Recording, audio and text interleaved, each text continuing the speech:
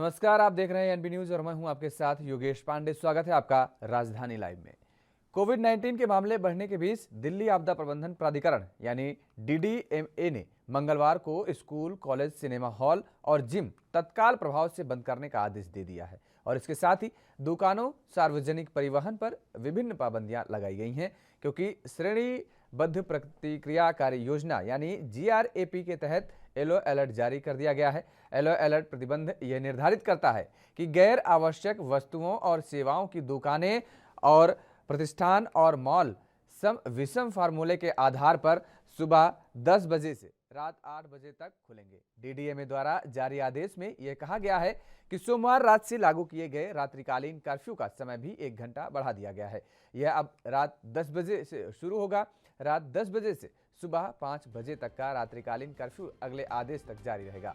विवाह और अंतिम संस्कार कार्यक्रम में 20 लोगों के उपस्थित रहने की अनुमति दी जाएगी, जबकि अन्य सभी प्रकार के सामाजिक, राजनीतिक, सांस्कृतिक, धार्मिक समागम और उत्सव कार्यक्रमों पर पाबंदी होगी। जीआरएपी के मुताबिक दिल्ली मेट्रो अपनी 50% सीट क्षमता के साथ संचालित होगी, जबकि ऑटो रिक्शा और कैब में 2 यात्री तक बैठ सकते हैं। बसें भी 50% सीट क्षमता के साथ संचालित होंगी। राष्ट्रीय राजधानी में महामारी की स्थिति के एक उच्च स्तरीय समीक्षा बैठक के बाद मुख्यमंत्री अरविंद केजरीवाल ने कहा था कि संक्रमण के मामले तेज गति से बढ़ने के मद्देनजर येलो अलर्ट जारी करने का फैसला किया गया है। डीडीएमए के आदेश में कहा गया है कि येलो अलर्ट के मुताबिक सभी पाबंदियां तत्काल प्रभाव से लागू होंगी।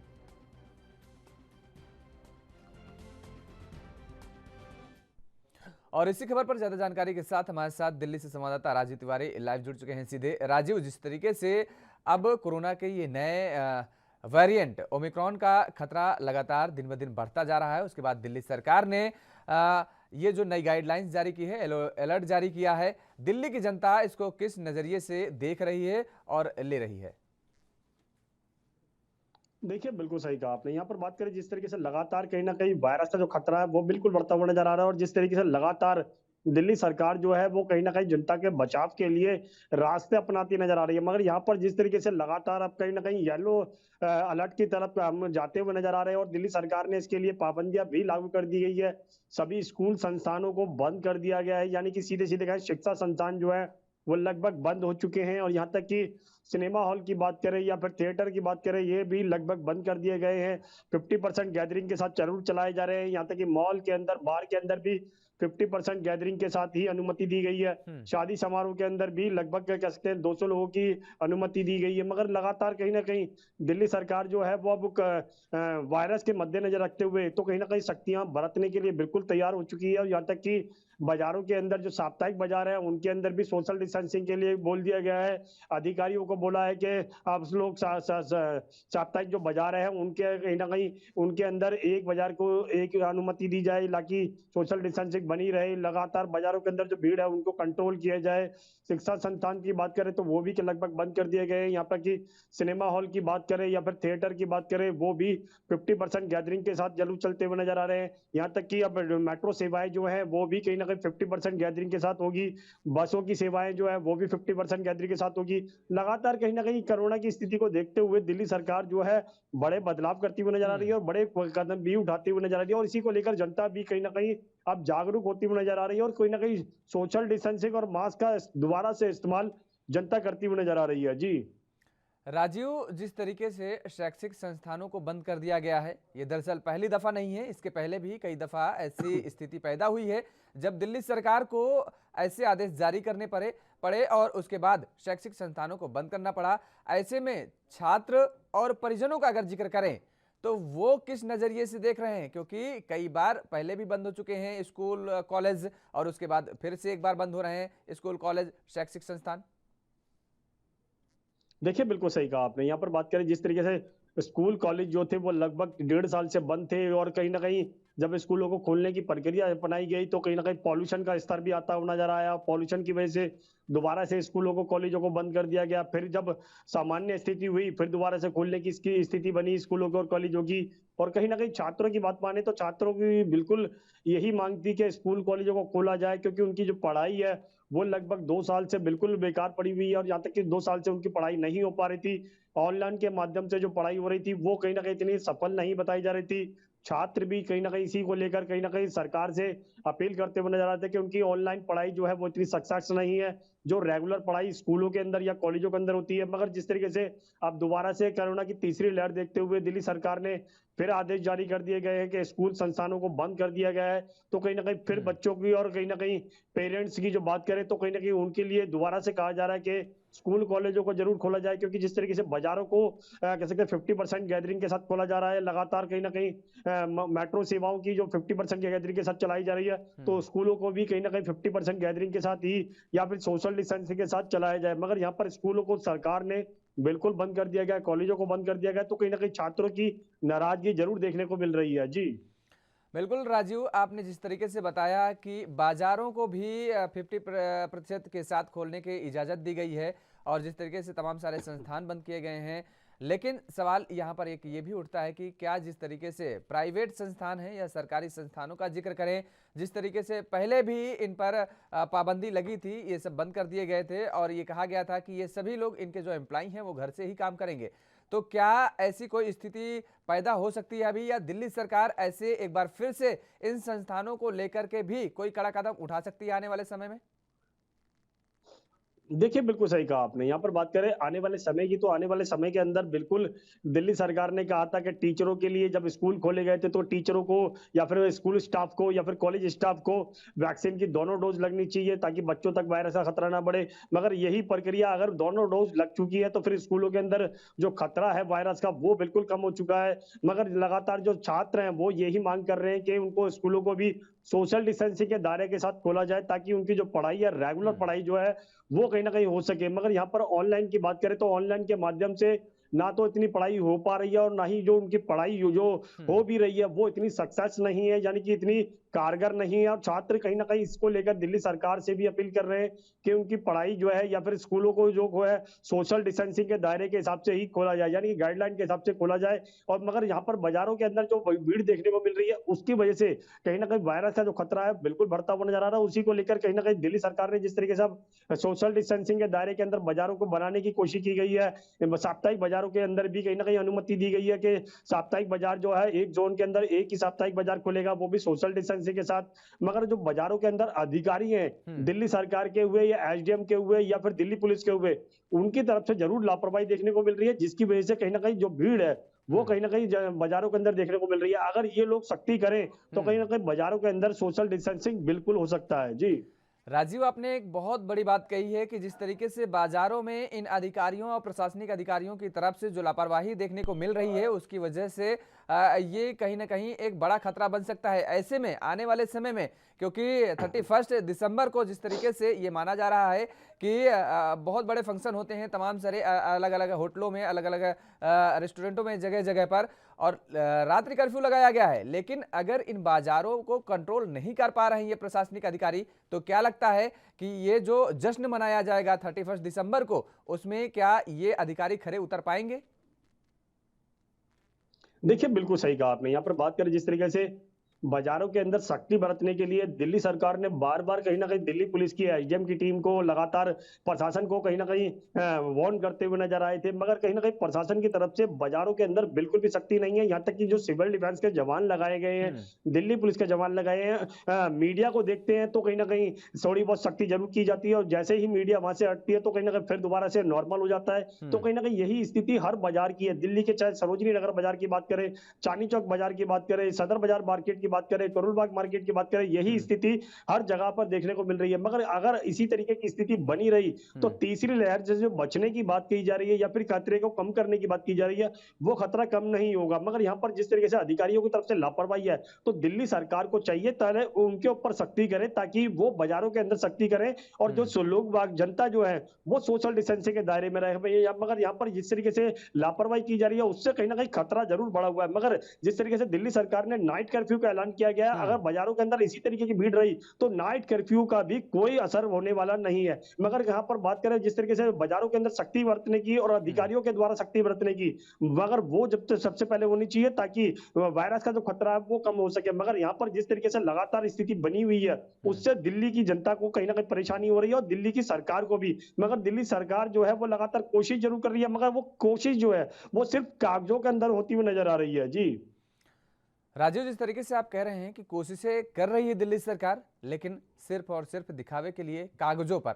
अगर दिल्ली के मुख्यमंत्री अरविंद केजरीवाल का जिक्र करें तो तमाम सारे दावे करते हैं बड़े बड़े कि जिस तरीके से जो व्यवस्था दिल्ली में की जा रही है वो बाहर अन्य जगह, अन्य राज्यों में नहीं है। और सबसे बड़ी बात तो ये, अब तो ऐसे भी बयान आने लगे हैं कि जो हालात विदेशों में हैं वो हालात यहाँ पर अभी नहीं है। तमाम सारे नेताओं के ऐसे बयान भी अब आने लगे। देखिए, बिल्कुल सही कहा आपने। यहाँ पर बात करें दिल्ली सरकार की, तो दिल्ली सरकार ने जब दूसरा लॉकडाउन लगा था, उससे पहले भी कहीं न कहीं परिस्थिति को लेकर यही कहा गया था कि हम सामान्य स्थिति में हैं, सब कुछ कंट्रोल कर सकते हैं, मेडिकल सुविधाएँ हैं हमारे पास, हम्म। सब कुछ है। मगर जब दूसरी लहर आई थी, तो कहीं न कहीं सबके हाथ जो थे वो चौंकाने वाले थे और कहीं न कहीं दिल्ली सरकार ने बिल्कुल हाथ खड़े कर दिए थे, क्योंकि ऑक्सीजन की वजह से, अस्पतालों के अंदर भीड़ की वजह से, बिल्कुल। मरीजों की वजह से अस्पताल प्रशासन जो है वो काम नहीं कर पा रहा था, जिसकी वजह से कहीं न कहीं दिल्ली सरकार ने केंद्र सरकार से ऑक्सीजन को लेकर, मेडिकल सुविधाओं को लेकर गुहार लगाई थी। मगर वही चीज अब दिल्ली सरकार तीसरी लहर के अंदर भी दोबारा से यही कह रही है कि हम सब कुछ सामान्य स्थिति के अंदर है, हम सब कुछ कंट्रोल कर सकते हैं, मेडिकल सुविधाएं बढ़ाई गई है। मगर कहीं ना कहीं अगर स्थिति की जो उसी तरीके से हुई जो दूसरी लहर के अंदर देखने को मिली थी, हम्म। तो कहीं ना कहीं खतरा बहुत ज्यादा बड़ा है। मगर दिल्ली सरकार जो है अभी भी कहीं ना कहीं बड़े बड़े वादे जरूर कर रही है, मगर यहाँ पर वादे की जरूरत नहीं है, यहाँ पर धरातल पर काम करने की जमीनी स्तर जरूरत है। पर मगर काम करने धरातल की पर जरूरत है। बिल्कुल अभी ठीक तक बात आपने कही राजीव। चलिए, बहुत बहुत शुक्रिया तमाम सारी जानकारी देने के लिए। और रुक करेंगे अब अगली खबर का। पंजाब सरकार ने ओमिक्रॉन के खतरे को देखते हुए नई गाइडलाइंस जारी कर दी है। दरअसल आपको बता दें कि इसके अंदर जो भी व्यक्ति वैक्सीनेटेड ना हो या फिर उसकी वैक्सीनेशन ड्यू है, उसे सरकारी दफ्तरों में या फिर सिनेमा घर, सब्जी मंडी, green market, public transport, religious place, local market और उसी की जैसे मिलती जुलती जगहों पर एंट्री वर्जित रहेगी। ये सभी गाइडलाइन 15 जनवरी से पूरे पंजाब में लागू हो जाएगी। इन गाइडलाइंस के अंदर सिर्फ वही लोग जिनके पास दोनों वैक्सीनेशन का प्रूफ है या फिर जिनकी सेकेंड डोज ड्यू ना हो, उनको ही छूट मिलेगी।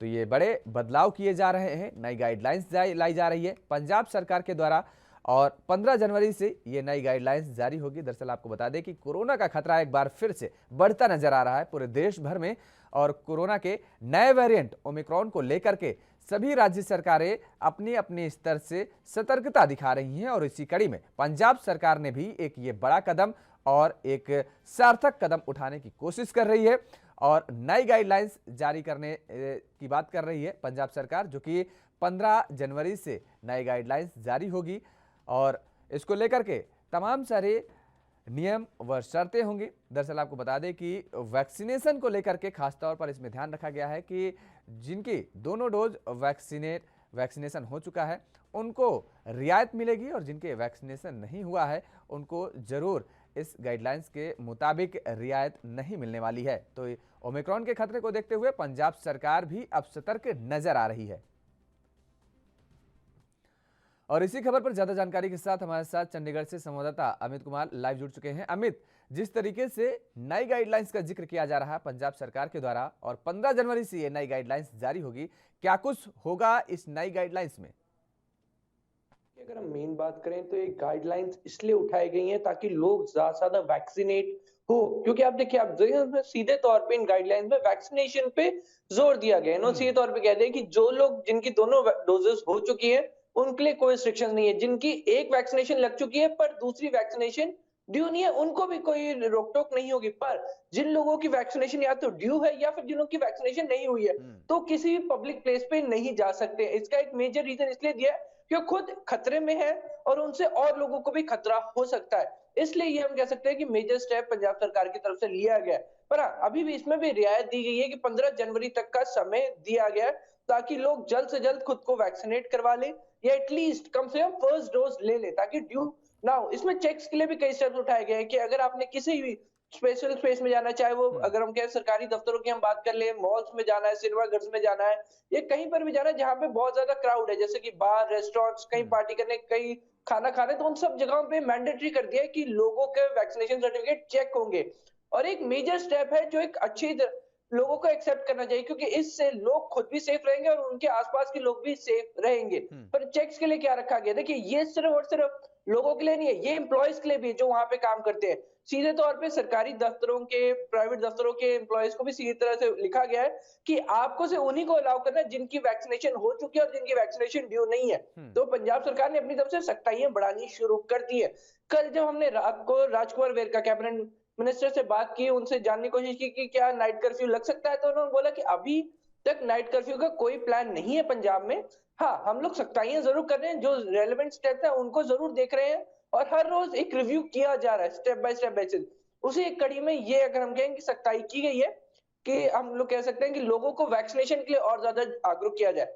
देखिए, अगर हम बात करें, कुछ दिन पहले पंजाब सरकार ने अपने एम्प्लॉयज के लिए भी इसी तौर पे कह दिया था कि वैक्सीनेशन सर्टिफिकेट मैंडेटरी कर दिया था, नहीं तो उनकी सैलरी नहीं आएगी। तो देख सकते हैं पंजाब सरकार धीरे धीरे रिस्ट्रिक्शंस बढ़ा रही है और कोशिश कर रही है कि पंजाब के लोग ज्यादा से ज्यादा वैक्सीनेट हो सके, ताकि पंजाब में ओमिक्रॉन के खतरे को जितना हो सके उतना टाला जा सके। जी अमित, बिल्कुल आपने कहा कि पंजाब सरकार बिल्कुल पूरी तरीके से सतर्क नजर आ रही है और वो ठोस कदम उठा भी रही है। लेकिन सबसे बड़ा सवाल यहाँ पर एक और उठता है कि जिस तरीके से अभी आपने बताया कि पंजाब सरकार की अभी कोई ऐसी मंशा नहीं है कि रात्रि कर्फ्यू लगाया जाए, क्योंकि अगर अलग अलग कई राज्यों का जिक्र किया जाए तो लगभग कई राज्य रात्रि कर्फ्यू लगा चुके हैं और वो यही इसीलिए लगा चुके हैं ताकि जो नए वेरिएंट है उस पर कहीं ना कहीं काबू पाया जा सके। क्या आपको नहीं लगता है कि आने वाले समय में, क्योंकि जिस तरीके से 31 दिसंबर को तमाम सारे जगहों पर, अलग अलग जगहों पर बड़े बड़े प्रोग्राम ऑर्गेनाइज किए जाते हैं, ऐसे में वहां पर एक बड़ा क्राउड आएगा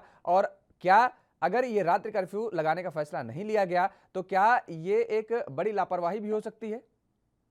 देखिए, सीधे तौर पे एक मेजर चैलेंज रहेगा। अगर हम कहें 31 दिसंबर या हम कहें कि न्यू ईयर नाइट की पार्टी एक मेजर सोर्स ऑफ इनकम्स होता है होटलियर्स के लिए, बार्स, क्लब्स, पब ओनर्स के लिए, उनके लिए एक मेजर सोर्स ऑफ इनकम होता है। पर वहीं दूसरी तरीके से अगर हम देखें तो एक मेजर रिस्क फैक्टर भी है और इसको पंजाब सरकार मानती है। उन्होंने हर एक चीज, हर एक प्रोज और कॉन्स को देखते हुए इस पे फैसला लिया गया है कि पंजाब में अभी तक केसेस नहीं आए, पंजाब में अभी नाइट कर्फ्यू लगाने की जरूरत नहीं है, पंजाब में अभी इतनी ज्यादा स्ट्रिक्टनेस लगाने की जरूरत नहीं है।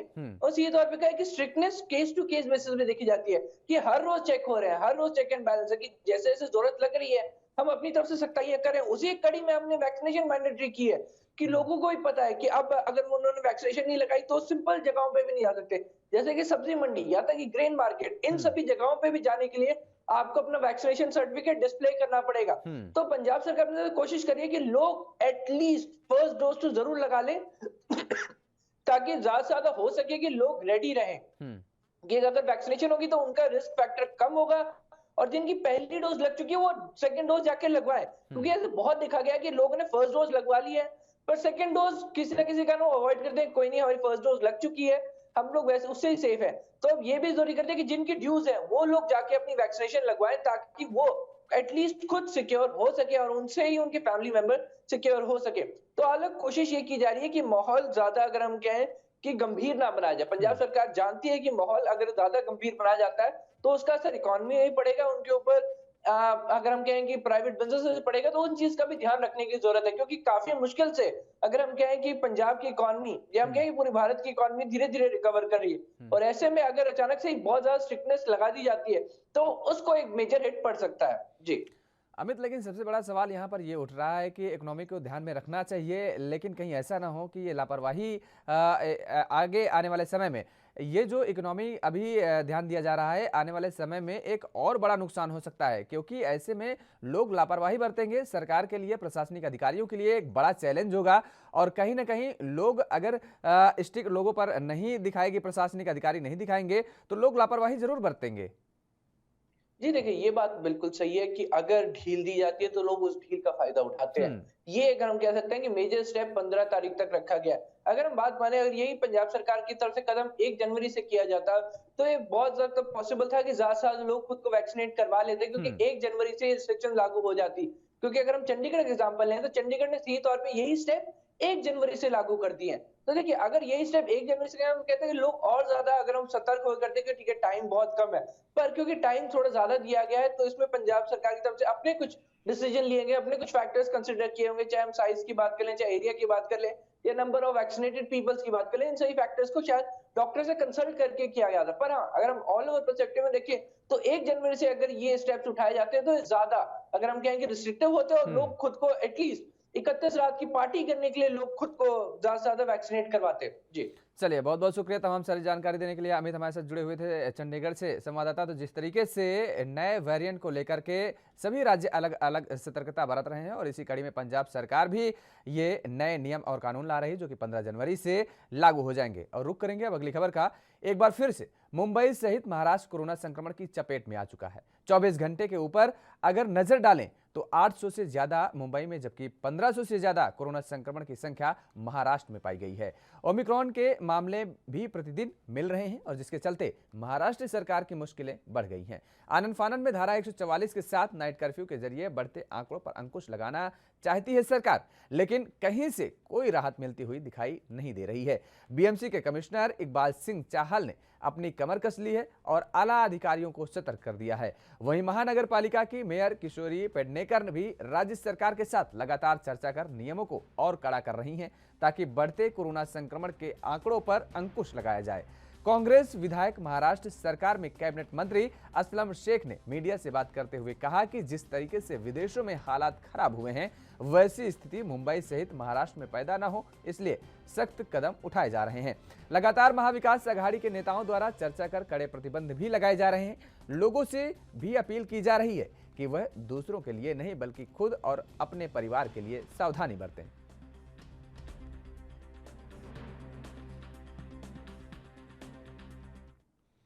और इसी खबर पर ज्यादा जानकारी के साथ हमारे साथ मुंबई से संवाददाता मुरारी सिंह जुड़ चुके हैं। मुरारी, जिस तरीके से लगातार कोरोना के ये नए वेरिएंट ओमिक्रॉन का खतरा बढ़ता जा रहा है, मुंबई और महाराष्ट्र के अगर हालातों का जिक्र करें तो क्या स्थिति है वहां पर वर्तमान की?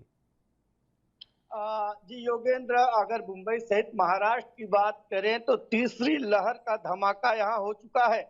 24 घंटे में अगर देश की आर्थिक राजधानी मुंबई की बात करें तो 1300 से ज्यादा कोरोना संक्रमण मरीज पाए गए हैं, जबकि महाराष्ट्र में आंकड़ा 2172 पहुंच गया है महज 24 घंटे में। और मरने वालों का आंकड़ा 24 घंटे में लगभग 25 से 26 लोगों की जो है कि कोरोना से मौत हुई है। तो ये तीसरी लहर का पहला धमाका हुआ है जिसे लेकर महाराष्ट्र सरकार पूरी तरह से हिल चुकी है। दादर, कोलाबा, हिंद माता, सायन, अगर इन इलाकों की बात करें तो इन इलाकों में प्रतिदिन सैकड़ों की संख्या में कोरोना मरीज पाए जा रहे हैं। अब ऐसी स्थिति में सरकार का अगला कदम क्या होगा ये तो कह पाना योगेंद्र मुश्किल है, लेकिन तीसरा धमाका महाराष्ट्र में कोरोना को लेकर हो चुका है। जी बिल्कुल मुरारी, लेकिन जिस तरीके से जो कड़े प्रतिबंध लगाए जा रहे हैं, कड़े नियम बनाए जा रहे हैं, बहुत अच्छी बात है, लेकिन जिस तरीके से जो बयानबाजी हो रही है, ये कहा जा रहा है कि दरअसल अभी हालात ठीक हैं, विदेशों जैसे हालात अभी यहाँ पर नहीं पैदा हुए हैं। और जबकि देखने को ये मिल रहा है कि महाराष्ट्र में कोरोना थमने का नाम नहीं ले रहा है, दिन प्रतिदिन बढ़ रहे हैं। तो ऐसे में मंत्री असलम शेख के बयान को किस तरीके से देखा जाना चाहिए? देखिए, मंत्री के जो बयान थे वो कहीं ना कहीं इस कोरोना संक्रमण को लेकर के उतने सक्रिय दिखाई नहीं दिए। अगर 24 घंटे में मुंबई में अगर 1300 से ज्यादा कोरोना संक्रमण पाए जा रहे हैं, जबकि महाराष्ट्र में 2100 से ज्यादा संक्रमण पाए जा रहे हैं, ऐसी परिस्थिति में भी लॉकडाउन जैसी स्थिति को नॉर्मल स्थिति बताना और लोगों के प्रति जो कड़ाई या सख्ती की बात की जाए। योगेंद्र, देखे अगर भाजी मार्केट हो, दादर का जो फूल मार्केट हो, बोरीवली का मार्केट हो, या फिर वासी जो भाजी की सबसे बड़ी मार्केट है, यहाँ पर दुकानदार से लेकर ग्राहक तक किसी नियमों का पालन करते हुए दिखाई नहीं देते। जगह जगह पर भीड़ की बात करें या समारोह की बात करें, सारी चीजें, अगर होटल, रेस्टोरेंट, बार, पब की बात करें तो वहां पर भी बड़ी लापरवाही बरती जा रही है। और यही वजह है कि जो आंकड़े हैं वो लगातार बढ़ रहे हैं और जो आज का ताजा आंकड़ा आया हुआ है वो महाराष्ट्र सरकार को हिला देने वाला है। जी मुरारी, एक और बड़ा सवाल उठता है कि जिस तरीके से महाराष्ट्र में धारा 144 लगा दी गई, कड़े प्रतिबंध लगाए जा रहे हैं, ऐसे में आर्थिक राजधानी कहलाने वाली मुंबई, जिस तरीके से वहां पर ये नियम लगाए जा रहे हैं, ऐसे में अर्थ जगत में यानी इकोनॉमी में क्या परिवर्तन और क्या बदलाव आ सकता है? देखिए, अगर परिवर्तन और बदलाव की बात करें तो हम दो लॉकडाउन कह सकते हैं कि दो कोरोना काल में देख चुके हैं कि किस तरीके के हालात और किस तरीके की स्थिति बनी थी। काफी जद्दोजहद के बाद थोड़ी सी लोगों की जिंदगी पटरी पर लौटी है। अब ऐसी परिस्थिति में अगर इन सारी चीजों के ऊपर अगर बंद का असर पड़ता है या कड़े प्रतिबंध लगते हैं, अगर व्यवसाय रुकते हैं, तो इसका एक बुरा कह सकते हैं देखने के लिए मिल सकता है, क्योंकि जिस तरीके के हालात बन रहे हैं, ऐसी परिस्थिति में अगर महाराष्ट्र सरकार कोई सख्त कदम अगर नहीं उठाती है तो हालात बद से बदतर होंगे। और जिस तरीके से मरने वालों के आंकड़े बढ़ रहे हैं, उन आंकड़ों को लेकर के भी महाराष्ट्र सरकार अगर गंभीर नहीं हुई तो जिस तरीके से स्थितियां पहले पैदा हुई थी, देखने और सुनने के लिए मिली थी, उससे भयानक तस्वीरें देखने और सुनने को मिल सकती हैं। अच्छा, एक और बड़ा सवाल मुरारी यहाँ पर उठ रहा है कि जिस तरीके से कड़े कड़े प्रतिबंध तो लगाए जा रहे हैं, नियम भी बनाए जा रहे हैं, धारा 144 भी लगा दी गई है। ऐसे में एक सवाल ये उठ रहा है कि जो लोग बाहर से आने जाने वाले हैं, क्योंकि अगर महाराष्ट्र में जिक्र करें, मुंबई में जिक्र करें, तो तमाम सारे राज्यों से लोग वहां पहुंचते हैं और वहां पर अपने कामगार को लेकर के सक्रिय नजर आते हैं। तो ऐसे में उन लोगों के लिए क्या नियम और क्या प्रावधान बनाए गए हैं सरकार द्वारा? देखिए, बृहन मुंबई महानगर पालिका के जो कर्मचारी हैं वो हर जगह पर कहने के लिए तो चुस्त और दुरुस्त है, लेकिन अगर इनके कामों पर नजर डाले तो कोई व्यक्ति अगर दूर से इन्हें सर्टिफिकेट दिखाता है कि 2 वैक्सीन कंप्लीटेड, तो उन्हें जाने के लिए कहते हैं। उन्हें अगर देखते हैं तो कई ऐसे लोग हैं जो फर्जी या जूने या कह सकते हैं कि फेक सर्टिफिकेट के जरिए भी आ जा रहे हैं। और लोगों की जो टेस्टिंग की मुहिम है उसे अगर चेक करने की जो मुहिम है उसे अगर तेज किया जाए तो इससे भी पता चल सकता है। लेकिन अगर सीएसटी रेलवे स्टेशन की बात करें, छत्रपति शिवाजी महाराज टर्मिनस की बात करें, या फिर दादर की जो लोकल ट्रेनें हैं, यहाँ पर कहने के लिए कर्मचारी उपलब्ध है, लेकिन जांच पर जिस तरीके की पकड़ होनी चाहिए, जिस तरीके की कार्रवाई होनी चाहिए, वो नहीं हो पा रही है। और यही वजह है कि संक्रमण फैल रहा है। और आने जाने वालों की बात करें तो अभी तक कोई प्रतिबंध किसी के ऊपर नहीं लगा है। सिर्फ अगर आप हवाई यात्रा कर रहे हैं तो आपको आरटीपीसीआर चेक और जो 2 वैक्सीन है उसके सर्टिफिकेट अनिवार्य किए गए हैं। जी चलिए, बहुत बहुत शुक्रिया तमाम सारी जानकारी देने के लिए। हमारे साथ मुरारी जुड़े हुए थे दिल्ली से संवाददाता सीधे लाइव पर, जिन्होंने बताया कि जिस तरीके से दावे तो किए जा रहे हैं सरकारी और प्रशासनिक अधिकारियों के द्वारा, लेकिन वो दावे केवल हवाई ही साबित हो रहे हैं। तो ऐसे में इन प्रशासनिक अधिकारियों को जमीनी स्तर पर काम करने की बेहद आवश्यकता है। राजधानी लाइव में फिलहाल मेरे साथ इतना ही। देश और दुनिया की तमाम खबरों के लिए आप बने रहिए एएनबी न्यूज के साथ।